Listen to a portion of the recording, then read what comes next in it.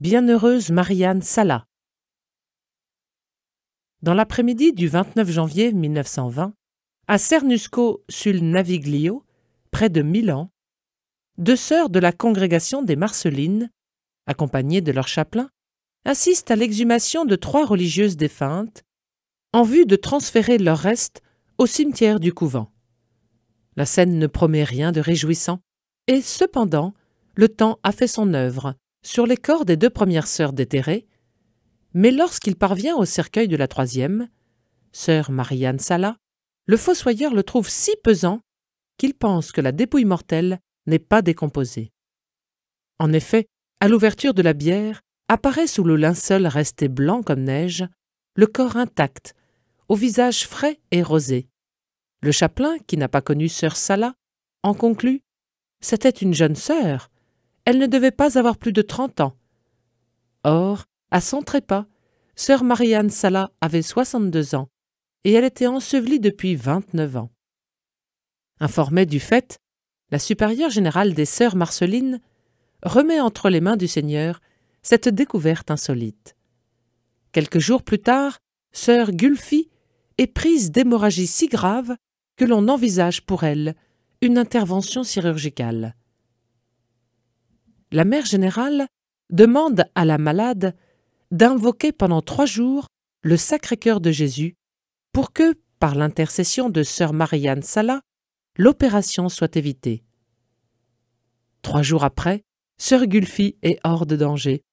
Aussitôt, on recueille témoignages et documents sur sœur Marianne. Beaucoup se souviennent d'elle, de sa vie toute simple et de ses vertus humblement pratiquées dans les nécessités quotidiennes de sa charge. De nombreuses personnes avaient proclamé à son décès qu'elle était une sainte, en particulier ses sœurs et ses anciennes élèves.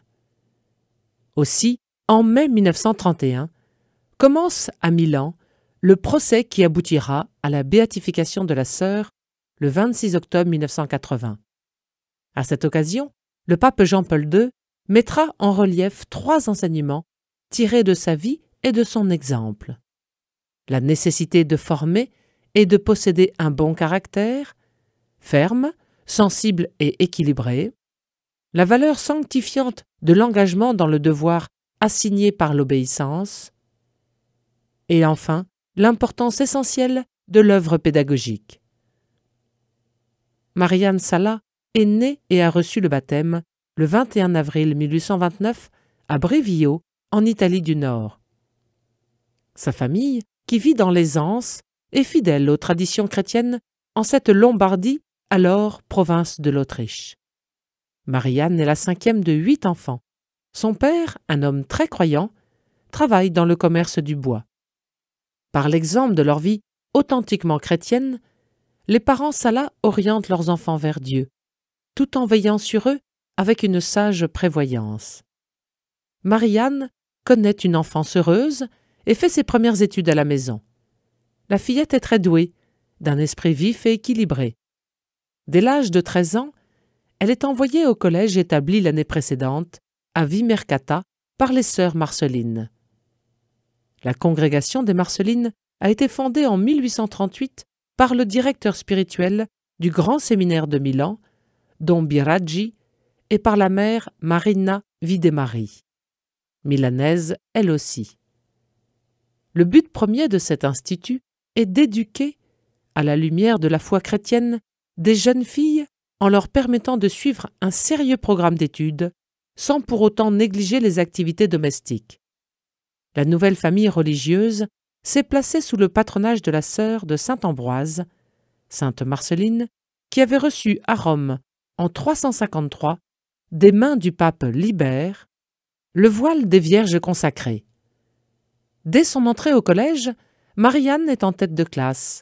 Elle étudie avec assiduité, jusqu'à en oublier parfois d'aller au réfectoire à l'heure des repas. Une précieuse qualité. L'ardeur au travail, en elle-même, est une qualité, car l'oisiveté est ennemie de l'âme, selon la règle de saint Benoît. Le travail tient une place importante dans le plan de Dieu sur l'homme. Dès l'origine, Dieu a voulu associer celui-ci à l'œuvre de sa création et lui confier la mission de soumettre la terre et de la gouverner avec sainteté et justice, en sorte que le nom même de Dieu soit glorifié par tout l'univers. Le travail permet aussi d'assurer sa propre subsistance et celle de sa famille. Il est aussi l'occasion de s'associer à d'autres hommes et de rendre service. Par le devoir d'État accompli avec soin et conscience professionnelle, chacun contribue au développement de sa nation et de la société. L'Église exhorte les chrétiens à remplir avec zèle et fidélité leurs tâches terrestres, en se laissant conduire par l'esprit de l'Évangile. En manquant à ses obligations terrestres, le chrétien manque à ses obligations envers le prochain, et bien plus encore envers Dieu lui-même, et il met en danger son salut éternel. Extrait de Gaudium et Spes de Vatican II. Certaines personnes ne peuvent pas exercer un travail professionnel à cause de la maladie, du chômage ou de l'âge. Il leur est alors suggéré d'offrir leur état et leur souffrance à Dieu en union à la passion de Jésus, ce qui peut leur procurer une grande fécondité spirituelle pour le salut des âmes. Le pape Saint Pie X a exposé dans une très belle prière à Saint Joseph de quelle manière un chrétien peut sanctifier son travail. Glorieux Saint Joseph, modèle de tous ceux qui sont voués au travail, obtenez-moi la grâce de travailler en esprit de pénitence pour l'expiation de mes nombreux péchés, de travailler en conscience, mettant le culte du devoir au-dessus de mes inclinations, de travailler avec reconnaissance et joie, regardant comme un honneur d'employer et de développer par le travail les dons reçus de Dieu, de travailler avec ordre, paix, modération et patience, sans jamais reculer devant la lassitude et les difficultés, de travailler surtout avec pureté d'intention et avec détachement de moi-même, ayant sans cesse devant les yeux la mort et le compte que je devrais rendre du temps perdu, des talents inutilisés, du bien omis et des vaines complaisances dans le succès, si funeste à l'œuvre de Dieu. Tout pour Jésus, tout pour Marie, tout à votre imitation, patriarche Joseph. Telle sera ma devise à la vie, à la mort, ainsi soit-il. Présence nécessaire. Le 16 novembre 1846, Marie-Anne obtient son diplôme d'aptitude à l'enseignement élémentaire. Percevant clairement l'appel du Christ, elle désire entrer aussitôt chez les religieuses qui l'ont formée. Mais le jour même, un cousin vient la chercher pour la ramener à Brévio. Le mauvais état de santé de sa mère, les multiples exigences d'une famille nombreuse, les difficultés économiques dues à une escroquerie dont son père a été victime, exigent la présence sereine et prévenante de Marie-Anne à la maison. Sa mère l'estime beaucoup, et son père puise dans son cœur la force du pardon chrétien et le courage nécessaire pour reprendre en main ses activités. L'assiduité de la jeune fille à l'ouvrage est communicative. Mais son père proteste quand elle fait l'aumône à un pauvre. « À présent, dit-il, il faut penser à nous. »« Il vaut mieux secourir un indigent, lui répond Marie-Anne. Dieu pensera à nous. » En plus du soin de sa famille, Marie-Anne trouve le temps de faire aux enfants la classe et le catéchisme. Avec une de ses sœurs, elle se rend volontiers à l'oratoire Saint-Léonard, petit sanctuaire à proximité du village, où l'on vénère une Madone. Beaucoup vont y déposer leurs douleurs personnelles. Ils reçoivent en échange le réconfort qu'apporte l'espérance chrétienne, et parfois de grandes faveurs. Leur mère étant tombée malade, les deux jeunes filles y prient tout spécialement la Vierge à son intention. Comme le rappelle un portrait souvenir de la famille Sala, la malade se sent alors guérie, avec la certitude d'avoir vu près d'elle la Vierge qui la bénissait. 2 ans plus tard, la situation familiale s'est considérablement améliorée et Marie-Anne peut rejoindre le couvent des Marcellines en compagnie de ses 2 dernières sœurs, Geneviève et Lucie, admises comme collégiennes. Après son temps de formation, elle prononce ses vœux perpétuels le 13 septembre 1852. Sa vie se déroule désormais selon les besoins d'une congrégation enseignante. Plusieurs écoles des Marcellines bénéficieront de son apostolat fécond, celles de Cernusco, de la Via Amedie à Milan, de Gênes, de Chambéry en Savoie, durant les vacances automnales, et enfin celle de Cadrono à Milan, pensionnat qui à l'époque est également la maison mère. Malgré sa sensibilité vive et riche, sœur Sala accueillera toujours avec un esprit docile ces changements qui ne seront pas sans l'affecter. D'abord maîtresse de français et de musique dans les classes élémentaires, elle reçoit en 1868 la charge de vice-supérieure de la congrégation. Puis elle part pour Gênes. Les parents d'élèves sont séduits par sa bonté. Les relations que sœur Marianne entretient avec les jeunes filles sont caractérisées par une grande franchise et beaucoup de loyauté. Elle veut la vérité en tout et pour tout. Tout de suite.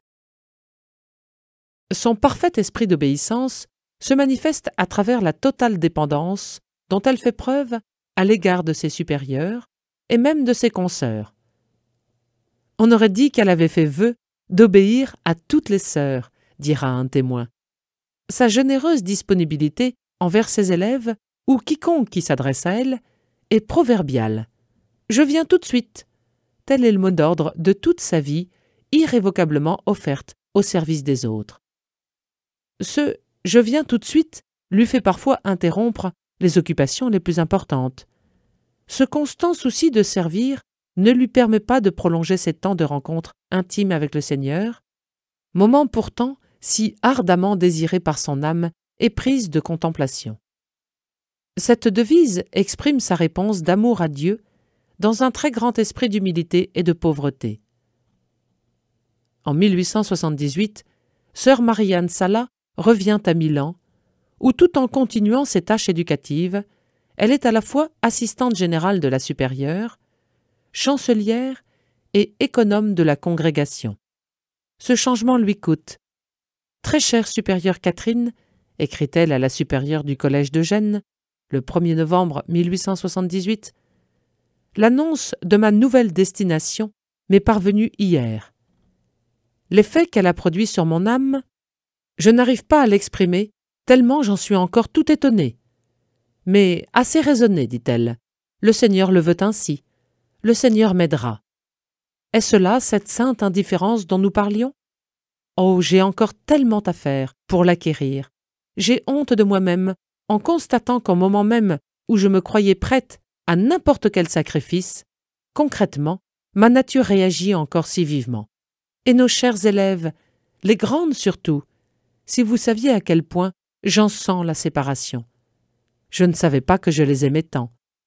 Toutefois, elle garde sa profonde paix intérieure.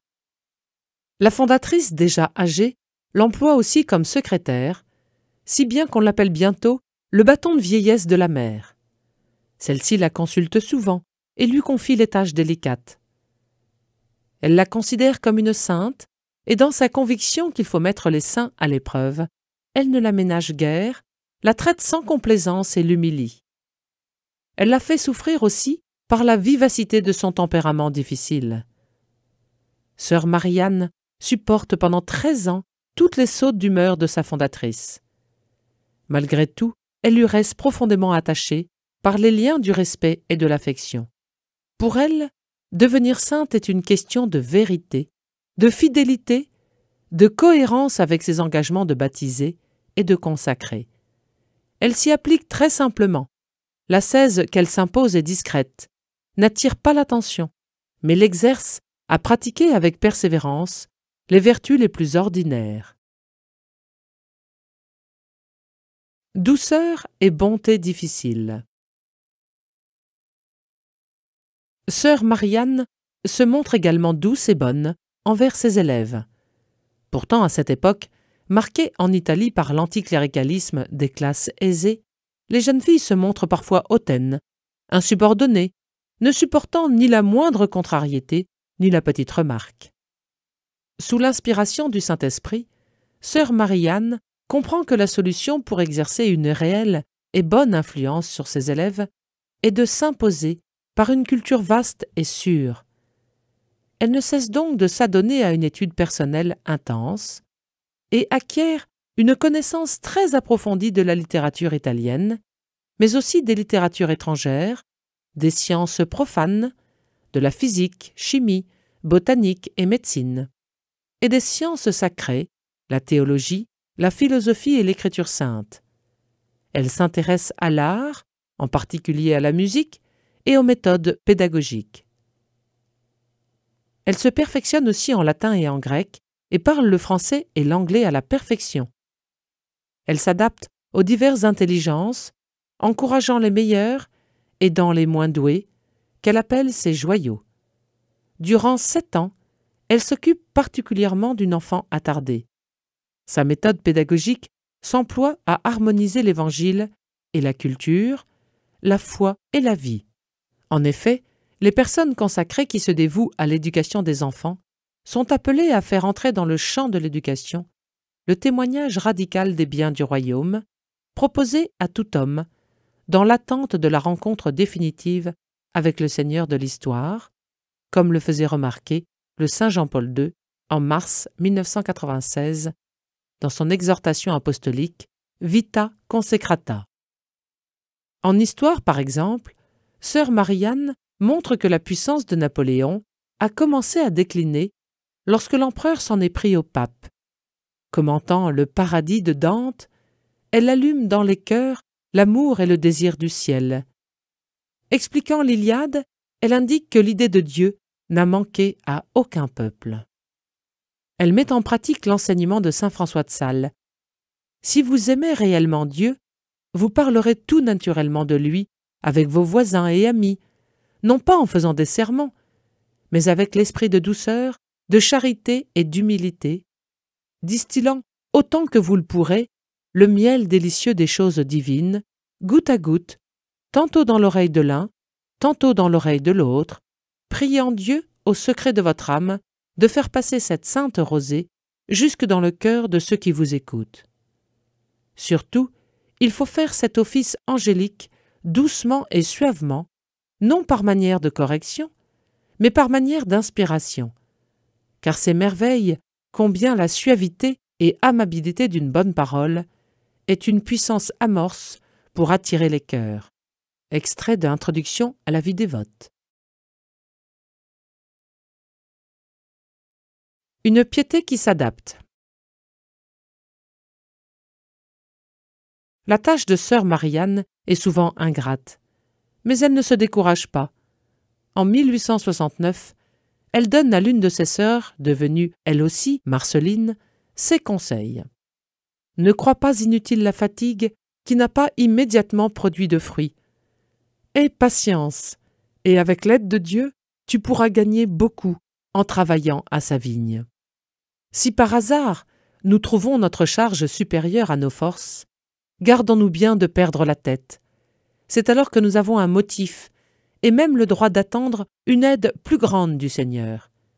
Elle ne transmet pas seulement un savoir intellectuel, pourtant si utile à ses élèves, mais elle leur inculque également la sagesse et l'amour de Dieu. Pour elle, tout se passe en présence de Dieu, très simplement, et par son exemple, elle finit par faire aimer cette piété. La vraie piété, dit-elle, est un trésor à tout âge et dans toutes les conditions d'existence. Elle sait s'adapter aux exigences de la famille et de la société et se rendre aimable à tous.